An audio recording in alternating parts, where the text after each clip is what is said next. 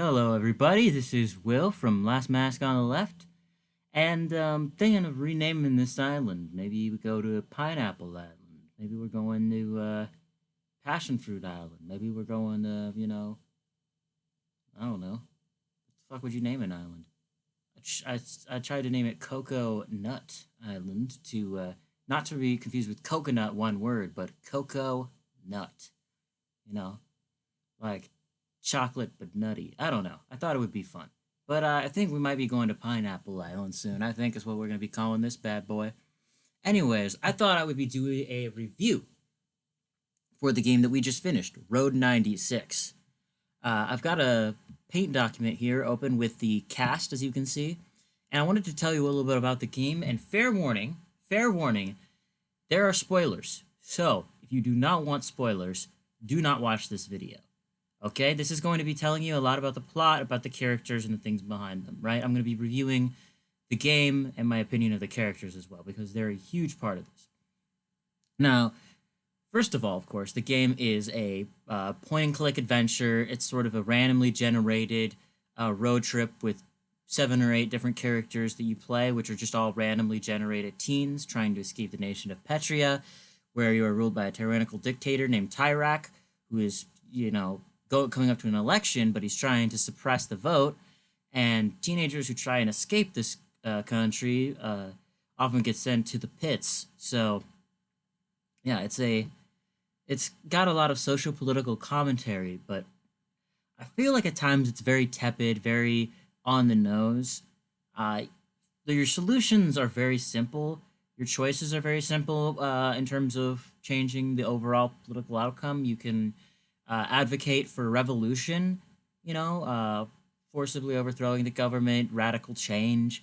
You can advocate for Flores, who is a kind of the opponent to Tyrak, who is more of the sort of liberal, left of center kind of candidate, to this fascist candidate who's kind of a very on the nose sort of metaphor for Trump. 5 letters, starts with the T. At one point, Zoe literally calls him giant child man baby. It's all very, and he's a very big fat guy, and it becomes a little bit obvious at some points. It's like, okay, this is a metaphor for U.S. Or maybe it's just for fascism in general, but because the themes of fascism repeat in a lot of similar ways in different countries, but it kind of felt very on the nose at times.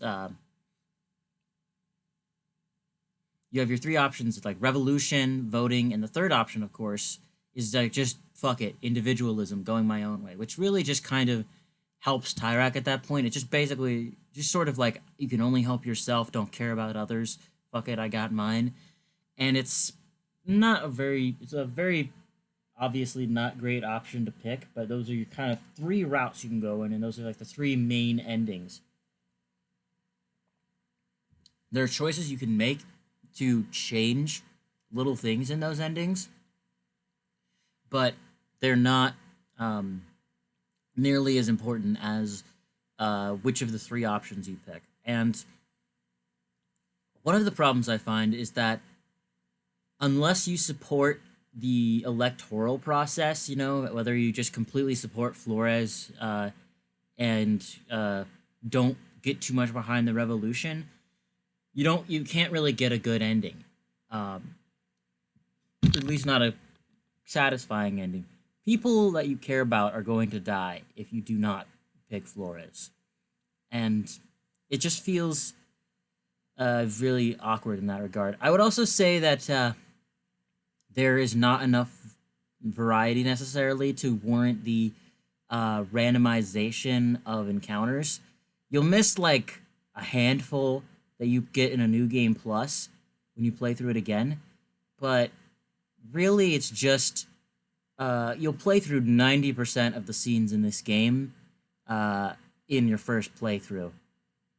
And I think that it was just not really, it was just kind of showing, hey, we can randomly generate this without really putting a lot of content in to give it a lot of replay value.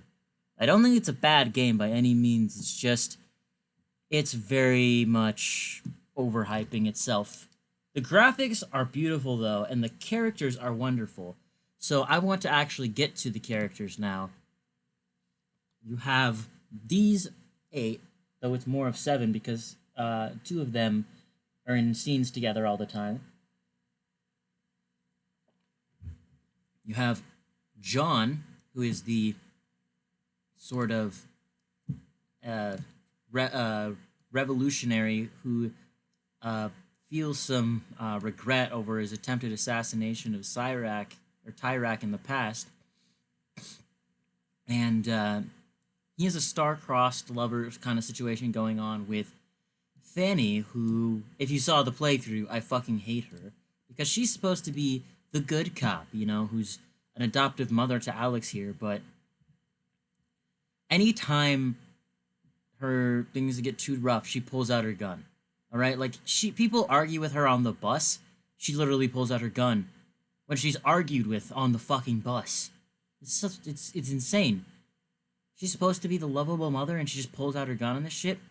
And also, if you don't pick the election option, if you go down revolution or selfish, individualist kind of options here, she'll shoot John, even though they're star-crossed lovers. She doesn't care. She'll shoot him in front of Alex. I can't empathize with her. I can't do it. It's hard for me to do. I can't stand her. She is her humanity is not intrinsic to her character. It's patch quilted onto her. Her actions are inexcusable, and she's really just a terrible person. So then we got Alex, who I do like. He's the adopted son of Fanny, whose parents died in the attack of '86. And you see, John is he's helping John with with some revolutionary stuff, and he's a pretty cool dude. He's like a kind of a little teenage genius who just kind of wants the truth from people. Fanny's hiding the truth from him. John starts kind of hiding the truth from him about his parents as it goes on. He just wants. He's a good, cool character. Then Stan and Mitch here. I can't tell you which is which. I think the big one is Mitch. I think the little one is Stan. But they're pretty funny characters. They're kind of like comic relief in a way. They're kind of comedic. They're two kind of idiot burglars. They like robbing. They kind of got the yokel accents, but they're at their core really good people. They're not the types to like murder or hurt people, and they do care about people. And their whole time they're trying to protect Sonia from being assassinated by Jared. And Sonia here is their big sister, and she's a bit of a complex character because she is essentially the spokesperson for Tyrak. She runs their sort of news network that is very blatant propaganda for Tyrak. Right? Very blatant. Like, Flores is with the Black Brigades, it's the basic, like, Biden is Antifa line or something, or whatever, just accusing the other candidate of being part of some radical extremist group type thing.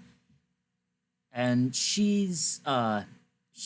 her thing is that in that crash, in that terrorist attack 10 years ago, there was a little girl who was crushed under some rocks who she wanted to save but couldn't. And she has survivor's guilt because of that and wishes she'd died instead of the little girl. But she's also kind of a shallow bitch who kind of like, drinks and parties to kind of cover that up. And she isn't a horrible person at her core. I just wish they would show some of the nuance about why she's such a bitch when she's, when she, most of the time, why she's, a good person underneath, why she does this stuff for Tyrak, besides, the wealth that it affords her and stuff. But why she's, getting more into detail of the nuances of herself, putting herself in this opulence to kind of numb herself from that sort of trauma from that. Zoe, I really like here. She's really, she's cool in my book. She starts out a little bit more apathetic. She's just trying to escape the country. But over time, she kind of hooks up with the Black Brigades after they rescue her. And she starts spreading the message to other countries when she crosses the border about what Tyrak is doing. And her dad's the Minister of Oil, who gets the letter, in fact, that Tyrak caused that explosion and not the Black Brigades. My only real complaint with Zoe is that it's so fucking hard to keep her alive. If you see my playthrough, the first one I couldn't save her because I picked the Revolution option, and she showed up and, got shot. And then the second one, I didn't jump into the Revolution, which you have to do. You have to die for her, like, twice if you want her to live to the end. Once when she's crossing the border, and then a second time when she comes back to join in the Revolution, which is really stupid, but, whatever. Jared, I think, is an interesting and complex but character that we don't get to understand enough why he is how he is. He's kind of almost like a serial killer, in that he's seen. One time you have to help him dissolve a body of a cop. It pissed him off, and the cops are horrible here, so I didn't make much of it. But he also has a body in his trunk that you have no clue why is there. It's a living person, and he goes out and kills him. And if you don't leave the car fast enough, as I found out, he shoots you too. Some innocent fucking person who saw his shit. He's very angry because his daughter got into the Black Brigades at 16, and during the terrorist attack she was crushed and killed, and she was mad, and now he's mad at the Black Brigades and at Sonya, he's trying to assassinate. And my complaint there is that you don't really get to understand why he's so unstable as he is, because the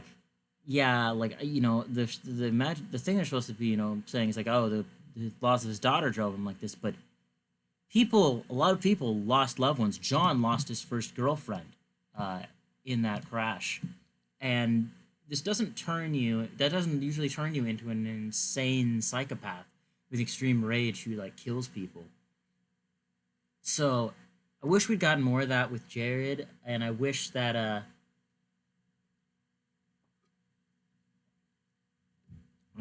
also that we had some kind of influence on his actual choices, because you have influence on things a lot of these characters do, right?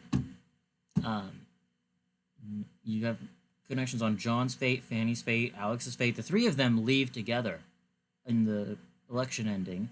You can save Zoe if you do all the convoluted methods. You can help her.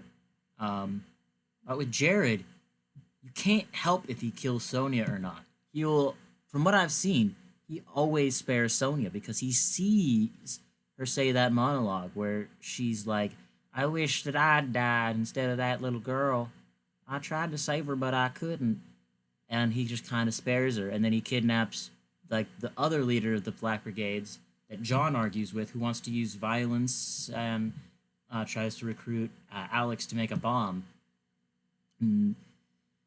I guess my main complaint with this is it falls into this very typical sort of thing of you just need to be peaceful, violent revolution never works kind of trope that a lot of media goes into. This very sort of it's a very liberal sort of never ever use violence no matter what, when the world is a lot more complex and nuanced than that, where violence can be very counterproductive, but sometimes it's a unavoidable byproduct of oppression and fascist regimes and people being pushed to their limit, being denied their humanity, their lives. Sometimes, no matter how much you protest, no matter how much you do that, you work within peaceful means, your oppressors are not going to listen to you. And I think that's this is a pit trap that the game falls into. I'm glad it doesn't treat it as badly as the selfish route, but that's kind of like a bare minimum thing that you would hope they would do, is treat revolution as something better than fascism remaining. But yeah, I enjoyed the game for its characters and for its graphics and just for the experience of it, but I feel like it lacks replay value, it lacks some depth, and I feel like it doesn't have a lot to say about politics beyond some very basic, more liberal sentiment that, fascism is bad and we should work together to stop it, ideally, peacefully, with voting. It's very, very milquetoast, very typical, and it kind of disappointed me. Like I said, it's not a bad game, Not bad at all. It's just I had very high expectations from just how gorgeous it was and the whole random generated road trip element of it, and it just kind of really fell short of that expectation, and that really kind of hurt the experience for me. But I'm glad I played it. I'm glad I got to see these characters. It was really a fun game, a really beautiful game, and yeah, I'm gonna keep looking up a game. I'll bring it up and we'll be playing it for our next game. But until then, stay wonderful, people. Peace out from now, Pineapple Island. If you have any names, drop them in the comments, please. The typical like, subscribe, ding ding the bell, share it with people, the person who has me held up at gunpoint here making all these videos is going to sell my kidney is online to a man from fucking New Zealand. Okay, I don't want my kidneys to go to New Zealand. Please help me. I'm kidding, of course. Kidding, of course. But just in case, hit those like and subscribe and all those things that I told you. Okay, peace and love out from Pineapple Island. Stay wonderful.